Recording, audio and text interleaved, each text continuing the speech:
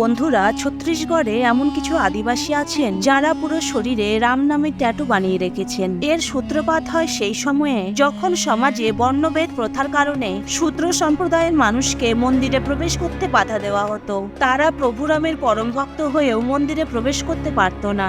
এদেরই মধ্যে পরশুরাম নামে এক ব্যক্তি সর্বপ্রথম নিজের মস্তকে এবং পরে পুরো শরীরে শ্রীরামের নাম অঙ্কন করেন। তাদের বিশ্বাস, পুরো শরীরে শ্রীরামের নাম অঙ্কন করে তারা পুরো শরীরকেই মন্দির বানিয়ে দিয়েছেন। পরবর্তীতে সম্প্রদায়ের সকলে সাহস করে নিজেদের পুরো শরীরে রাম নামে ট্যাটু করে নেয়। তৎকালীন সমাজের চোখরাঙানি তাদের মন্দিরে প্রবেশ করতে বাধা দিলেও তাদের শরীর থেকে রাম নাম আলাদা করতে পারেনি। আর তখন থেকে এই উপজাতির মানুষেরা বংশ পরম্পরায় আজও পুরো শরীরে রাম নামে ট্যাটু বানিয়ে আসছেন। এদের মধ্যে যখন কোনো শিশুর জন্ম হয় তার 2 বছর পর শিশুটির পুরো শরীরে রাম নাম লিখে দেওয়া হয়। উপজাতি হয়েও এরা কোনো প্রাণীকে হত্যা করে না।